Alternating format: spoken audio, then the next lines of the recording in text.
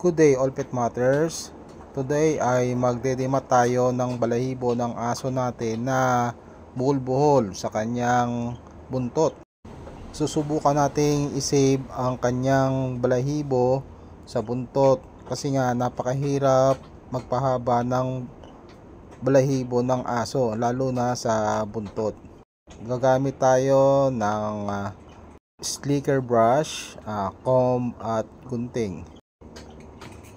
Sa simula ay gagamit muna tayo ng suklay at hawakan natin ang balahibo sa bandang ilalim para hindi masaktan ng ating aso. Tapos yung buhol-buhol ay susubukan natin pag-iwalwalayin ng kamay. Ayan, gumagamit tayo ngayon ng slicker brush para mabuwaghag ang kanyang buhol-buhol na balahibo. Maingat nating gagawin ang mga prosesong ito para hindi masaktan ang ating alagang aso. Dahanin natin ang pagbuwaghag ng balahibo ng aso gamit ang ating kamay para hindi siya masaktan. At iyan, muli natin ginagamitan ng slicker brush dahan-dahan at nakikita nyo na hawak-hawak natin yung balahibo ng aso sa kanyang buntot, doon sa pinakapuno ng kanyang balahibo para hindi masaktan ng ating aso. At yun, pagkatapos ng slicker brush ay gagamitan naman natin ng suklay para mapaghiwa-hiwalay natin ang mga buhol-buhol sa kanyang buntot. Tiyaga-tiyaga lang talaga para masave natin ang balahibo ng ating aso. Kasi nga pag hindi natin ito ginawa ay sigurado makakalbo ang ating aso. Lalo na pag itong buntot na to walang balahibo, hindi naman pwede na siya lang ang walang balahibo. Syempre dapat pati yung katawan niya kakalbuin na rin para magandang tingnan at maganda rin ang tubo. Sabay-sabay sila na tutubo pantay-pantay. Ayan, ginagamitan natin ng slicker brush ang aso. Tapos ay nabuwagag na nga ng slicker brush. Tapos alternately ay gagamitan naman natin ng kamay para makatulong sa pagtanggal ng buhol-buhol. Ayan, tiyaga-tiyaga lang at maingat nating pinaghiwa-hiwalay ang buhol-buhol na balahibo. Ginagamitan natin ng suklay. Itong suklay at ang slicker brush ay magpartner talaga yan na tools sa pagdedimat ng buhol-buhol na balahibo ng ating alaga. Hindi pwedeng slicker brush lang o suklay. Pag ginamitan natin ng slicker brush ay susunod natin ito ng suklay. Ayan. Tapos pag sobra talagang matted nung balahibo ng ating aso ay pwede natin gamitan ng gunting, pero yung ang paggupit ay dapat hindi mauuka ang balahibo ng aso natin.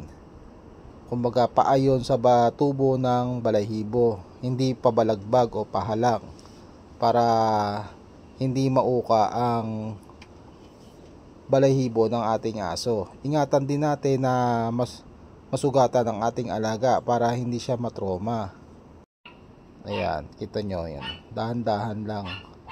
Tapos yun, ibubuwagag natin ng kamay, dahan-dahan lang din para hindi umabot doon sa balat ng aso yung paghatak natin pahiwalay doon sa buhol-buhol na balahibo. Ayan. Ayan, muli na naman natin ginagamit si slicker brush.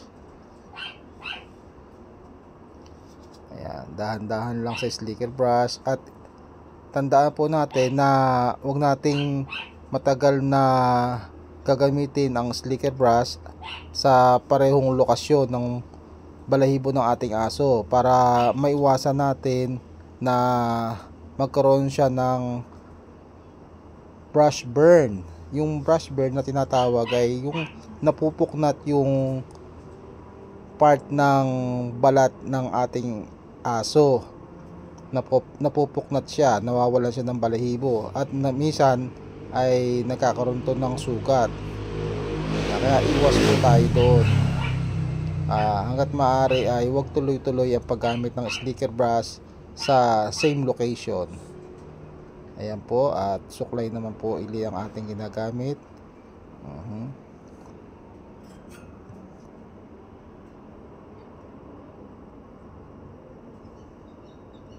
Ayan po, iningatan po natin maigi na maboghag po ang balahibo ng aso natin. Iwasan po natin siya masaktan.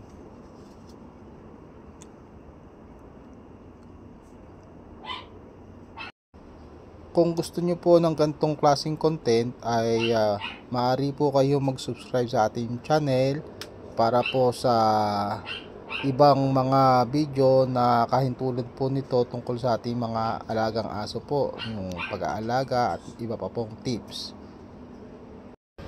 Pwede rin po kayo mag-subscribe at paki-share na rin po at paki-like para makatulong po tayo sa iba nating kapwa pet parents. Maraming salamat po.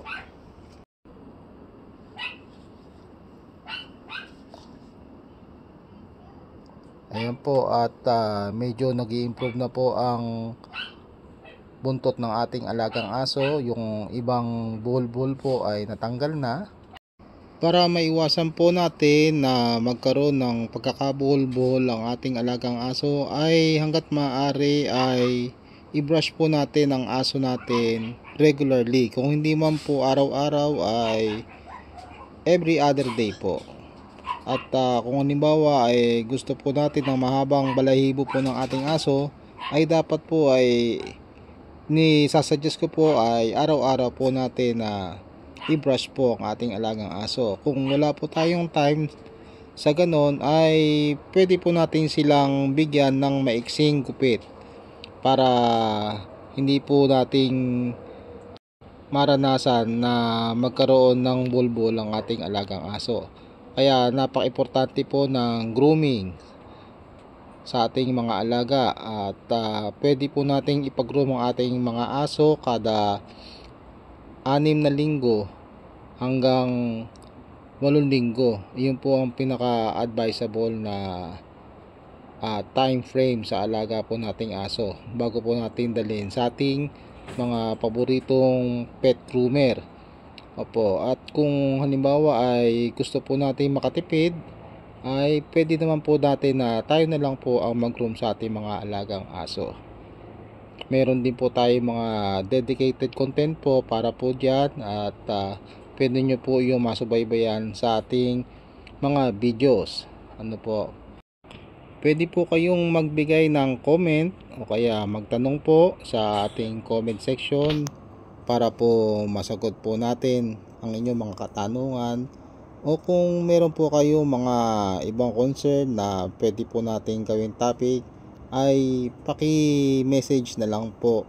Ano po, pakilagay na lang po sa ating message section para po mabigyan po natin ng content. Ano po, ayan, at malapit na po tayong matapos.